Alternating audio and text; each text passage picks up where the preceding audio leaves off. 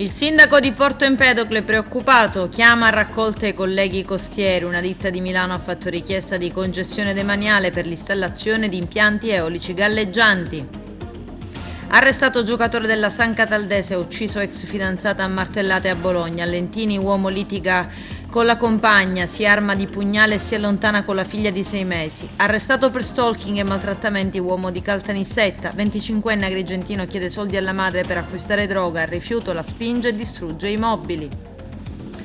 Un'altra scossa di terremoto in Sicilia, dopo la provincia di Palermo e la provincia di Messina, adesso è stata la volta della Valle del Belice, a Sala Paruta e martedì scorso a Poggioreale.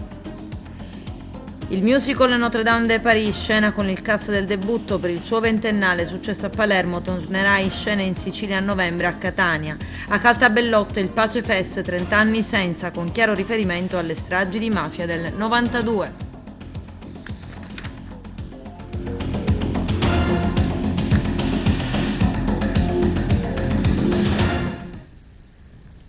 Bentrovati gentili telespettatori al nostro appuntamento con l'informazione. In apertura parliamo del Parco Eolico Marino. Una ditta di Milano ha fatto richiesta al Ministero di concessione demaniale per 30 anni per l'installazione di impianti galleggianti al largo di Porto Empedocle ma anche di Pozzallo. Il sindaco della città marinara di Porto Empedocle richiama l'attenzione degli altri primi cittadini costieri, potrebbe arrecare danno al settore croceristico e alla pesca. Il nostro direttore Arturo Cantella. Siamo con il sindaco di Porto Empedocle, Calogero Martello. Sindaco, allora parliamo di questo progetto eolico che interessa il comune di Porto Empedocle e non solo, la fascia costiera che va da Gela fino a Sciacca per un'estensione di 340 km quadrati. C'è una proposta fatta da una società di Milano alla Capitaneria. Ecco, entro il 31 agosto voi dovete fare come parte, diciamo, in causa le vostre osservazioni. Ecco, qual è la posizione che lei recentemente ha anche scritto in un comunicato stampa? Ecco, vorremmo sapere gli sviluppi e cosa intende fare anche a salvaguardia della marineria empedocrina.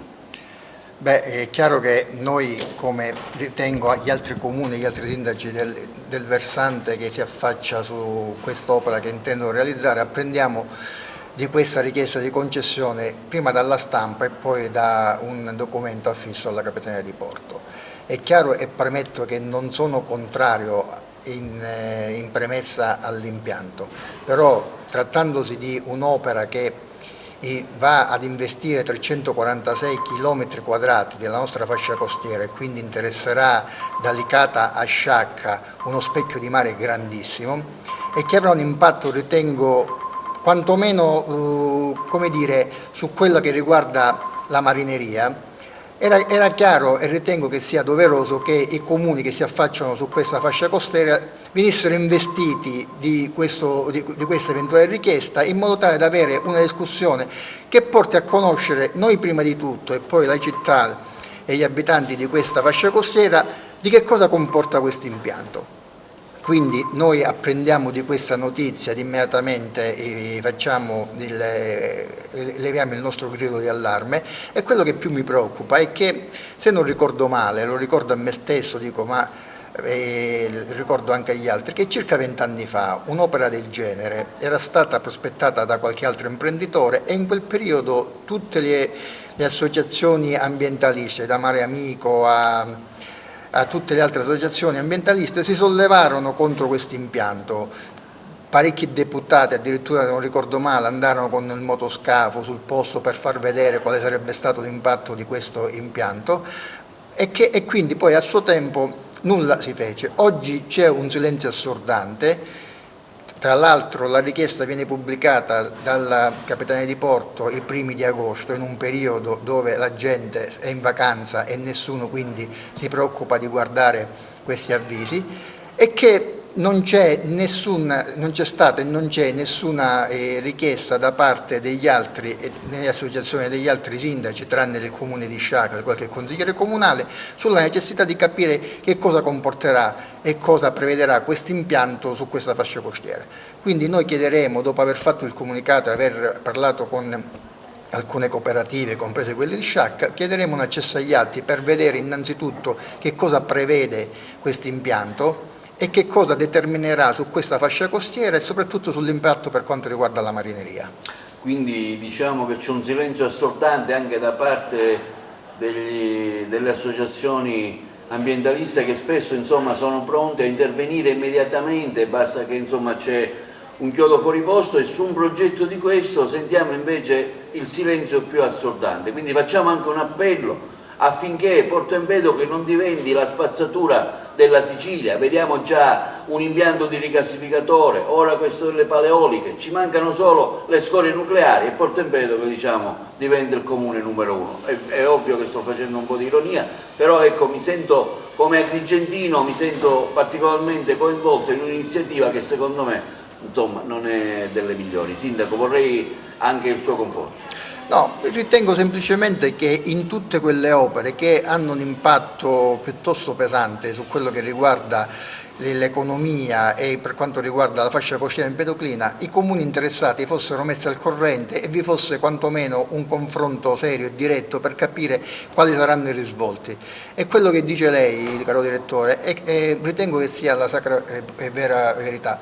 Oggi purtroppo non sento le associazioni ambientaliste, a meno che non conoscano già il progetto e quindi sono consapevoli che vi sarà un beneficio per questa fascia costiera, però nessuno ha sollevato un grido di allarme per capire, quantomeno per capire cosa comporterà il progetto. Quindi staremo vigili e attenti sulla questione, siamo in contatto anche con le cooperative e con qualche consigliere di Sciacca, in modo tale da così fare fronte comune su questa opera. Tra l'altro siamo in piena campagna elettorale, anche una parola da parte di molti parlamentari uscenti? Non abbiamo sentito nessuno. Probabilmente saranno impegnati su altri fronti, però ritengo che sia un'opera da attenzionare, come tutte quelle opere che hanno, come ho detto e ripeto, un impatto devastante sul territorio e soprattutto su un equilibrio che è quello marino, che è fortemente precario.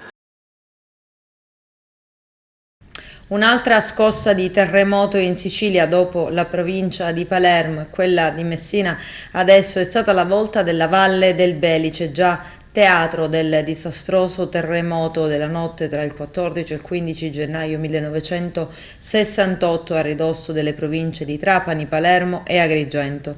Alle ore 2:20 della scorsa notte una scossa, anche se per fortuna di lieve entità, è stata registrata con epicentro a Sala Paruta. Il sisma, secondo quanto rilevato dalla sala sismica dell'Istituto Nazionale di Geofisica e Vulcanologia di Roma, ha avuto un'intensità di 2,3 e una profondità di appena 1 chilometro. E non si tratta di un caso isolato, perché martedì sera, sempre in quella zona, l'Istituto Nazionale di Geofisica e Vulcanologia ha registrato un'altra scossa di magnitudo 2,1 e con epicentro nella vicina Poggio Reale.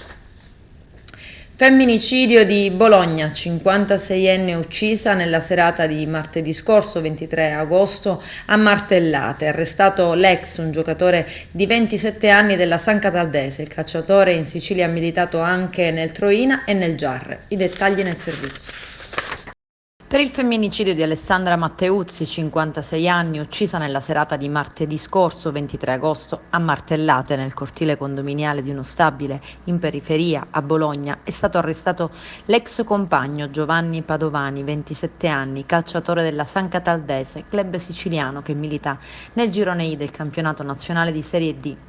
Le volanti sono intervenute alle 21:30 in seguito alle segnalazioni fatte da alcuni vicini di casa di una violentissima lite tra le mura domestiche. La donna è stata trovata sul pavimento con una profonda ferita alla testa e in stato di incoscienza. Trasportata in ospedale e morta poco dopo. Sul posto era presente anche l'aggressore, arrestato per omicidio aggravato su disposizione della Procura della Repubblica. Già il mese scorso Alessandra Matteuzzi, per tutti Sandra, rappresentante di vendita per uno showroom di abbigliamento, aveva presentato denuncia contro l'ex compagno, dal quale si era lasciata da qualche mese. Giovanni Padovani, classe 1995, che aveva già un divieto di avvicinamento, è un calciatore che fa anche il modello e ha da sempre la passione per lo spettacolo, originario di Senigallia. Difensore centrale, ha militato in diverse squadre di Serie C e di Serie D. In Sicilia negli ultimi 2 anni ha vestito le maglie di Troina e Giarre, segnando un gol in 28 partite. Attualmente è un tesserato della San Cataldese, team siciliano che milita nel girone I del massimo torneo dilettantistico. Padovani sarebbe arrivato a Bologna in aereo proprio dalla Sicilia per poi attendere la donna sotto casa. La San Cataldese condanna l'episodio e precisa che Padovani era stato già messo fuori rosa per essersi allontanato ingiustificatamente. Da qualche giorno infatti, a quanto pare, non si presentava più agli allenamenti.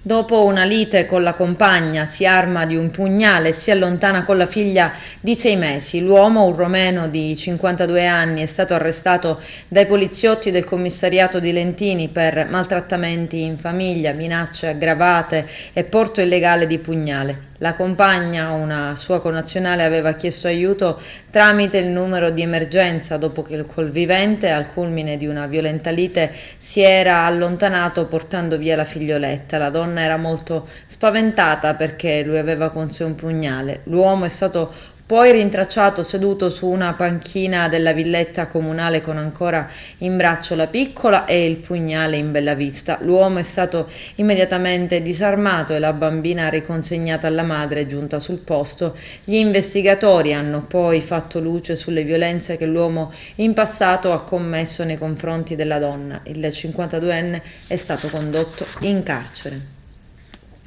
I carabinieri della tenenza di San Cataldo hanno condotto in carcere un nisseno di 60 anni in esecuzione di un'ordinanza del GIP Valentina Baldo che ha previsto un aggravamento della misura. L'uomo accusato dei reati di stalking e maltrattamenti in famiglia, pur essendo ai domiciliari con il braccialetto elettronico, più volte ha violato le prescrizioni imposte dalla misura, continuando tra le altre cose a disturbare l'ex compagna sui social. Il 60enne era stato arrestato il 5 aprile scorso dopo la denuncia dell'ex compagna, una donna di San Cataldo che da anni subiva maltrattamenti di ogni tipo. La vittima era stata appellata più volte con epiteti offensivi anche in presenza di altre persone. In un'occasione, al culmine di una lite, l'uomo le aveva anche gettato via l'albero di Natale dal balcone. Durante uno dei litigi, sempre secondo quanto raccontato dalla vittima, quest'ultima era stata costretta a fuggire da casa con il figlio e a chiedere aiuto ai vicini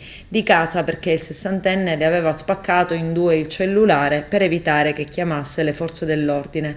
Nel tempo l'indagato avrebbe anche minacciato la vittima tramite social e in un'occasione aveva anche lasciato un vassoio di dolci davanti alla porta d'ingresso dell'abitazione dell'ex compagna con sopra un proiettile e un biglietto: di quello che ti ho lasciato ne ho 2 in tasca, uno per te e uno per il tuo amico. L'uomo, nonostante fosse domiciliari con il divieto di comunicare con l'esterno, il 30 luglio aveva scritto sul suo profilo TikTok: ti amo, perdonami, ho sbagliato, per te rifarei il carcere. Sul suo profilo Facebook invece aveva scritto una serie di post nuovamente offensivi contro la vittima. A quel punto il GIP ha disposto un aggravamento della pena e per l'uomo stavolta si sono aperte le porte del carcere. Violenta lite all'interno di un'abitazione nel centro storico di Agrigento. Un 25enne, dopo aver chiesto i soldi alla madre, probabilmente per acquistare stupefacenti, e al rifiuto della donna prima l'ha spintonata violentemente e poi ha distrutto mobili e suppellettili. A riportare la calma, evitando il peggio, sono stati i poliziotti della sezione volanti della questura. Stando a quanto emerso tra i due congiunti, anche in passato ci sarebbero stati altri litigi e sempre per lo stesso motivo: la continua richiesta di denaro da parte del ragazzo. Gli agenti durante l'intervento hanno perquisito e trovato il giovane in possesso di marijuana, motivo per il quale è stato segnalato alla prefettura quale consumatore abituale di droghe. La donna non ha formalizzato nessuna denuncia a carico del figlio. La divisione anticrimine della questura di Agrigento, insieme ai militari del nucleo Polizia economico-finanziaria della questura della Guardia di Finanza, hanno eseguito il provvedimento di confisca emesso dalla sezione misure di prevenzione del Tribunale di Agrigento a carico dell'imprenditore empedoclino Giuseppe Burgio, deceduto la scorsa estate, e dei suoi eredi. L'importo della confisca sfiora 9 milioni di euro.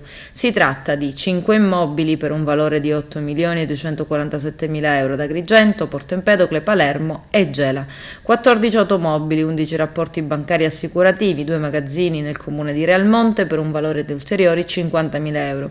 L'imprenditore deceduto la scorsa estate in seguito a una grave malattia era considerato il re della grande distribuzione in provincia di Agrigento. La Guardia di Finanza lo arrestò per bancarotta fraudolenta nell'ambito della maxi inchiesta discount, per quella che ancora oggi è considerata la più grande distrazione di beni mai avvenuta nel nostro territorio. Col provvedimento eseguito oggi il Tribunale ha disposto la definitiva confisca di quasi tutti i beni sequestrati nel 2020 ed ha altresì disposto il sequestro e la confisca per equivalente dei succitati magazzini ubicati nel comune di Realmonte come contropartita di pietre preziose di ingente valore, anch'esse facente parte dei beni nella disponibilità del Burgio, parimenti oggetto di sequestro ma che non furono mai ritrovate.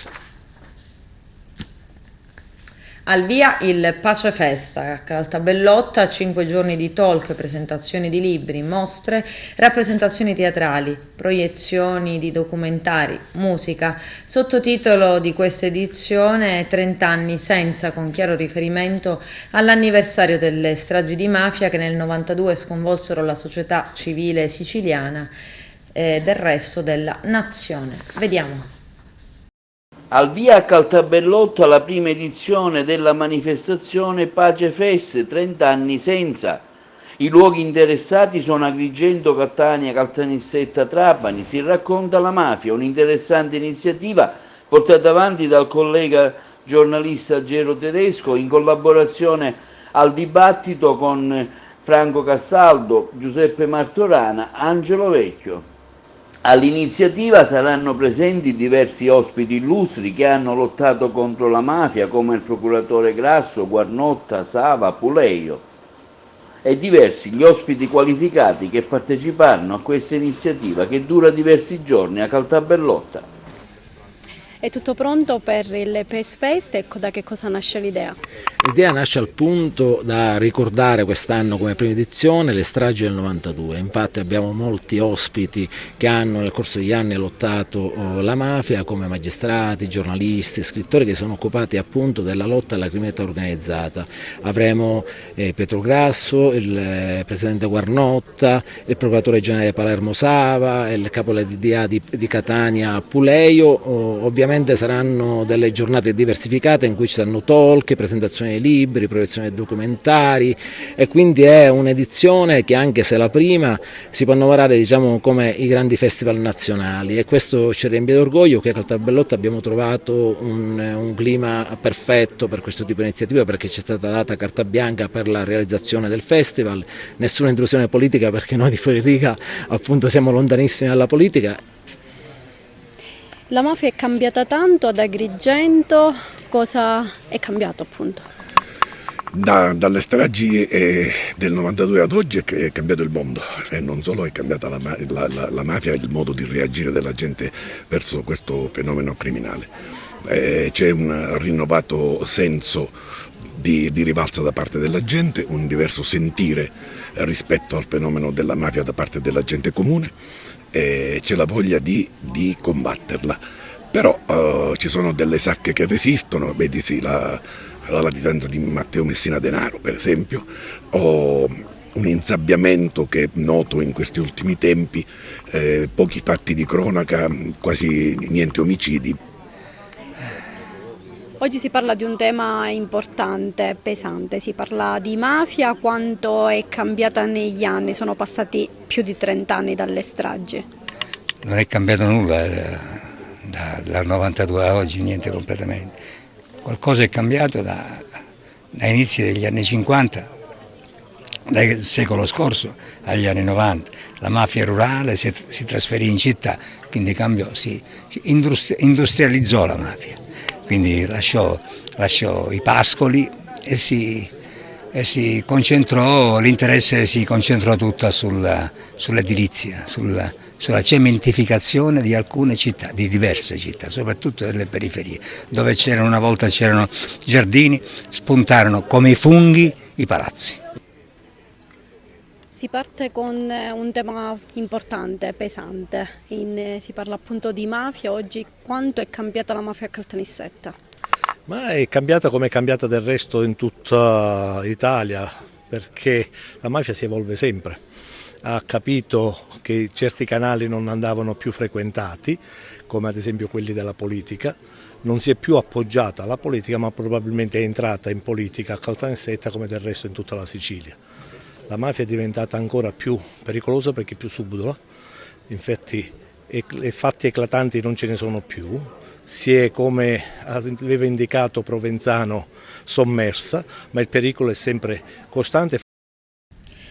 I carabinieri della compagnia di Agrigento, in seguito all'incendio appiccato alcuni giorni fa, hanno sequestrato la discarica abusiva in contrada Fondacazzo, nella periferia della città dei Templi. Si tratta di un'area di circa 150 metri quadrati in cui erano ammassati rifiuti di ogni genere, in particolare urbani non differenziati. I militari dell'Arma stanno effettuando accertamenti per individuare il proprietario del fondo, ma anche gli autori dei conferimenti. Il sequestro rientra nelle attività di contrasto al fenomeno degli abbandoni incontrollati di rifiuti su tutto il territorio di Agrigento e provincia. Gli agenti del commissariato di Palma di Montechiaro, dopo accurati accertamenti, hanno denunciato i gestori di 2 esercizi pubblici per il reato di apertura abusiva di luoghi di pubblico spettacolo o intrattenimento. Secondo quanto emerso, entrambi avrebbero organizzato eventi musicali con intrattenimento danzante, con installazione di luci, apparecchiature elettromusicali e amplificazione sprovvisti di autorizzazioni. Agli eventi erano presenti circa 250 persone. L'opera moderna più famosa al mondo, che ha emozionato milioni di spettatori, viene rimessa in scena nel 20° anniversario della sua prima con il cast del debutto. Il musical Notre Dame de Paris, tratto dal romanzo di Victor Hugo con le musiche di Riccardo Cocciante, ha fatto tappa a Palermo e tornerà a Catania dall'11 al 20 novembre. Vediamo. Grande successo di pubblico e repliche fino al 29 agosto al Teatro di Verdura di Palermo per Notre Dame de Paris, il musical moderno più famoso che calca da oltre 20 anni i palchi dei teatri di tutto il mondo. Un inno alla gioia, all'allegria e all'amore che vede in scena, ed è la novità assoluta, l'intero cast originale del debutto, con il grande ritorno di Lola Pons nei panni di Esmeralda. Sono emozionatissima di essere qui, veramente è una cornice a Palermo, la Sicilia, che io amo perché mi sento a casa, adoro tutto, adoro come sono le persone, adoro la passione, adoro la cultura, i vostri sapori. Grazie veramente per tanto amore, spero che riempiremo un'altra volta i vostri cuori di allegria, di felicità, di emozione, ancora più forte di prima, perché io sempre penso che per più che sia la stessa cosa sempre si può trovare qualcosa di magico e qualcosa di nuovo. Notre Dame è come vedere un sunset, un'alba o un'alba dallo stesso posto. Se uno veramente guarda oltre, sempre può trovare qualcosa di nuovo e di magico, quindi vi consiglio a tutti di vibrare insieme a noi. Accanto a Lola Pons ritroviamo l'attore e cantante Jody Tonno, che dà voce e corpo con dolcezza ed umanità al personaggio di Quasimodo, il campanaro gobbo e innamorato di Esmeralda. Non potrei pensare a un altro gobbo lì fuori di me e un altro Quasimodo, no, scherzando ho detto noi ci sentiamo un po' dei supereroi, un po' come quelli dei fumetti, cioè vorremmo non invecchiare mai, perché questo spettacolo un giorno ci dispiacerà lasciarlo, perché è vero che tanti ci dicono ma ancora Notre Dame, ma finché il pubblico ci segue con questo affetto, pensateci, 12 repliche a Palermo, cioè questa è la risposta, come ne abbiamo fatte 40 consecutivi a Milano, 40 al Teatro Arcimboldi, cioè sono numeri incredibili, e per noi è come fosse la prima volta, cioè adesso è difficile superare a volte la routine dello spettacolo, perché dici oddio adesso torno sul palco, devo fare le stesse cose eccetera, ma quello che cambia è il pubblico e quello ci aiuta tantissimo. Lo spettacolo, tratto dall'omonimo romanzo di Victor Hugo, prodotto in Italia da David Zard con i testi di Pasquale Panella e le musiche di Riccardo Cocciante, continua dunque a mietere successi, dopo aver appassionato nel mondo più di 15 milioni di persone e fatto segnare più di 5.000 repliche. spettacolo in crescendo, senza dubbio, è uno spettacolo che non tramonterà mai, è una continua alba, come diceva Lola adesso.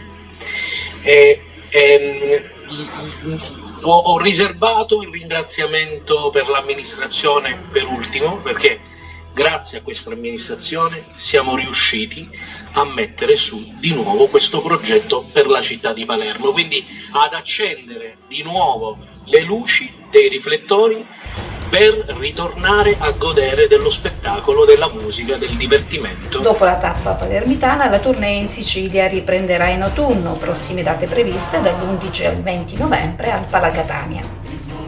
Lirica ai piedi del Tempio di Giunone al Teatro Valle dei Templi di Piano San Gregorio ieri sera l'Aida di Giuseppe Verdi, Arturo Cantella. Continuano gli appuntamenti dell'estate di destinazione Agrigento che hanno animato quartieri, centro storico e Valle dei Templi, una città viva di cultura, musica e spettacoli. Ieri sera, al 24 agosto, ai piedi del Tempio di Giunone al Teatro della Valle dei Templi di Piano San Gregorio, l'atteso allestimento esclusiva dell'Aida di Giuseppe Verdi a cura del Coro Lirico Mediterraneo e dell'Orchestra Città di Ferrara, che ha avuto tanto apprezzamento dal pubblico proveniente da tutta la Sicilia. Un cast di eccezione con Natascia Casca, Aida, Alberto Profeta, Ramades, Silvia Pasini, Amneris, Davide Cervera, Ramfis, Angelo Sapienza, il re d'Egitto, Francesco Cipri, un messaggero, e Valentina Vinti, la sacerdotessa. Per l'assessore della cultura Ciulla, uno spettacolo che può essere considerato il fiore all'occhiello di questa stagione. L'opera lirica con l'Aida era stata perfino agognata nei lontani anni 90 e finalmente è arrivata in esclusiva nella Valle dei Templi. Oggi, giovedì 25 agosto, è il momento di Capo Plaza. In atto la direzione del festival annuncia il sold out per il concerto di Tommaso Paradiso, che si svolgerà il prossimo 27 agosto, a seguire quello di Elisa il 1 settembre Rama, il 9 settembre Coez, quindi il 10 settembre Drusilla Foer, e per concludere Eros Ramazzotti con 2 concerti, uno giorno 9 già sold out e il 10 settembre con ancora qualche posto ancora disponibile.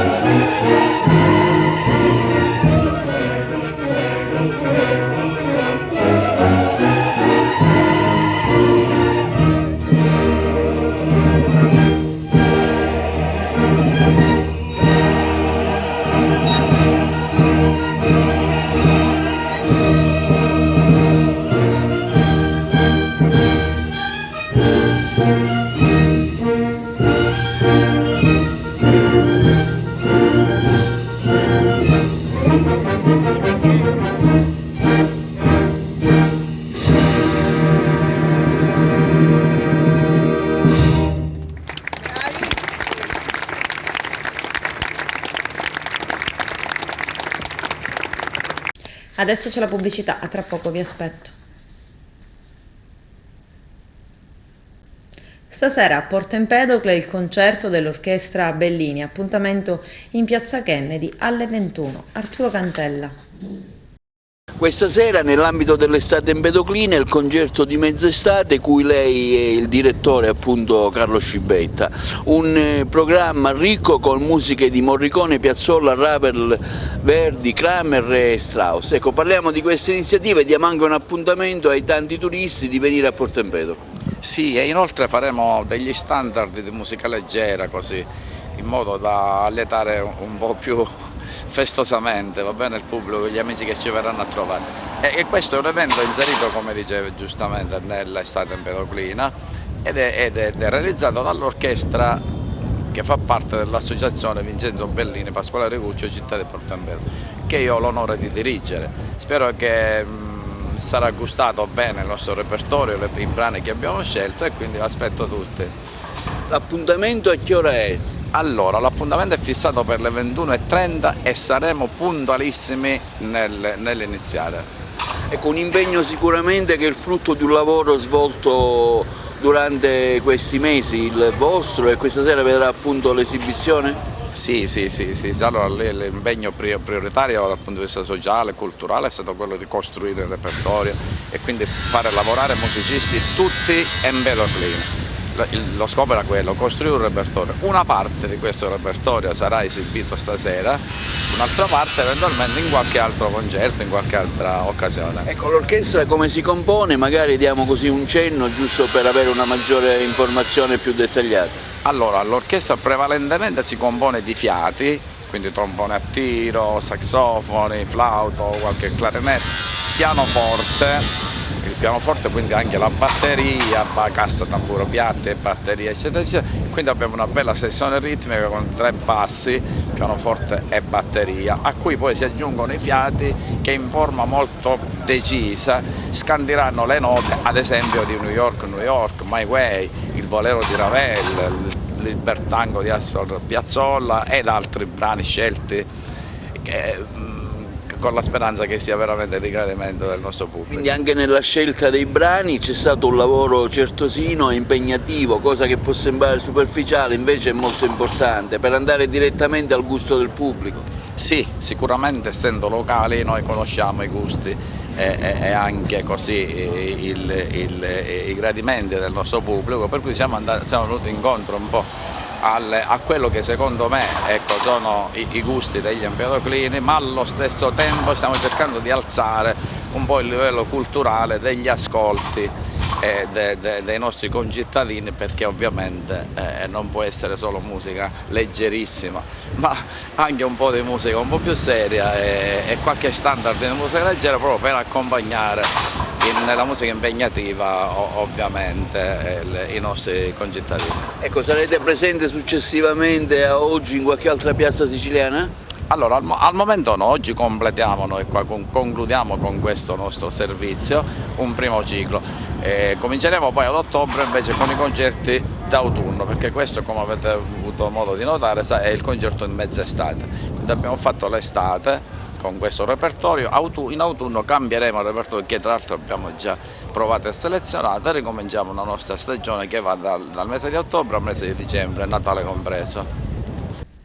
Le telecamere di TVA all'interno di un nuovo centro culturale dedicato ad Andrea Camilleri. Il taglio del nastro è previsto il prossimo 6 settembre alla Piazza Vecchia di Porto Empedocle. Il nostro direttore Arturo Cantella ve la mostra in anteprima. Ad aprirgli le porte il presidente dell'Umpli Paolo Savatteri.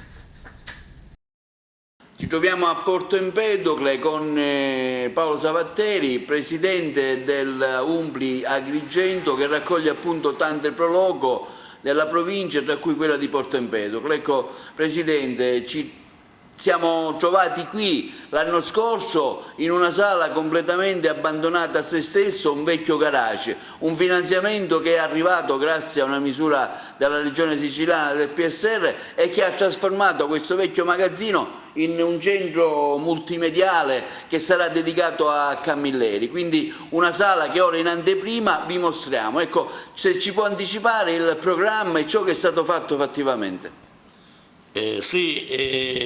Dopo un anno di lavoro abbiamo il piacere, giorno 6 di settembre, di inaugurare questo centro culturale di promozione turistica e dei prodotti locali, oltre che di accoglienza, che intitoleremo ad Andrea Camilleri, in occasione proprio dell'anniversario della sua nascita. Siamo molto soddisfatti del lavoro che abbiamo fatto.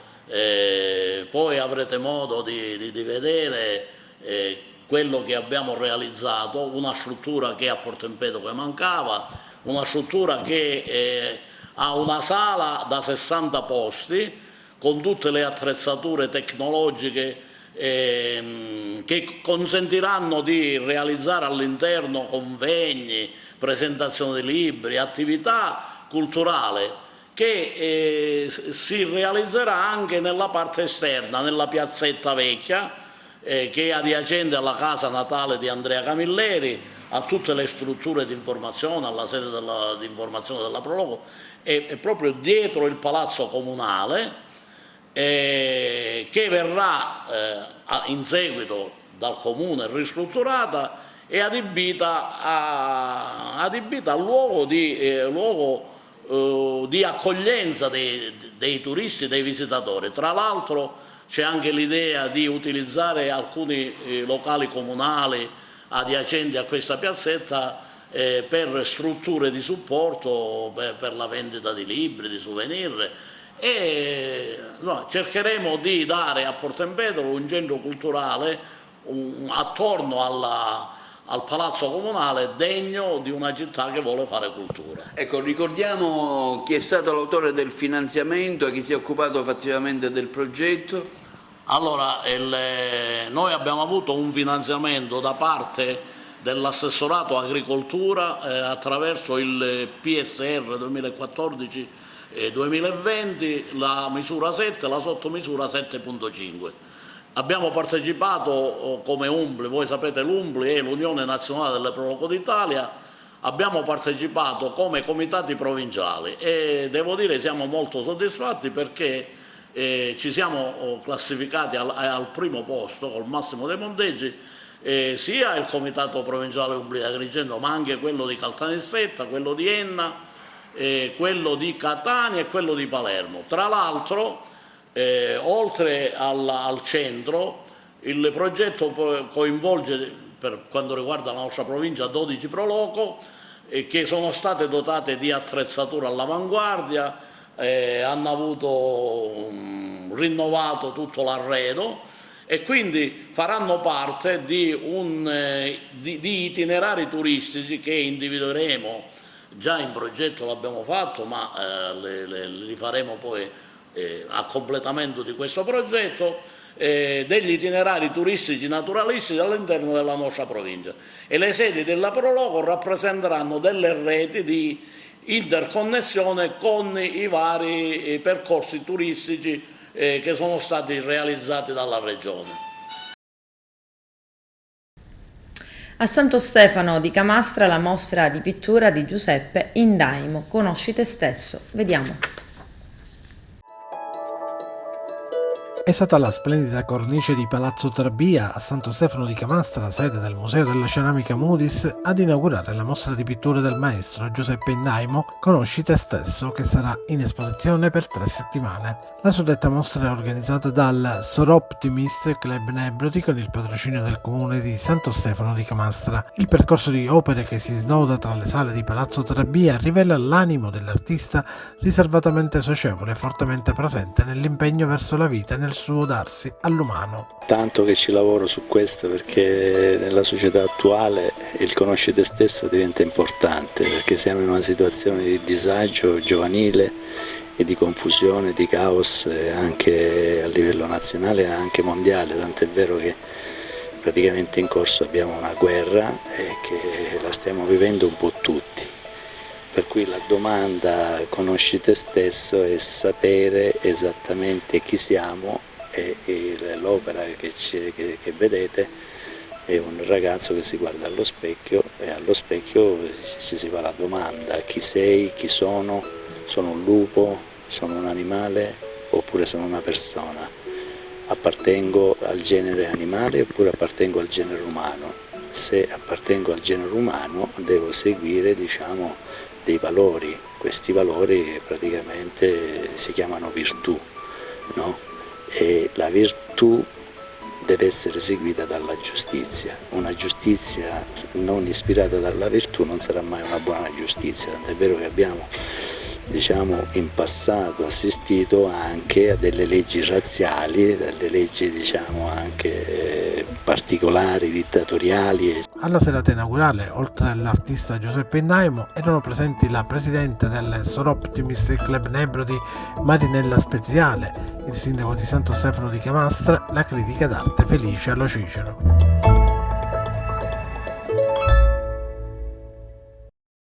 Con questo è tutto, termina qui l'edizione del telegiornale. Grazie per la gentile attenzione e per essere stati con noi. A presto.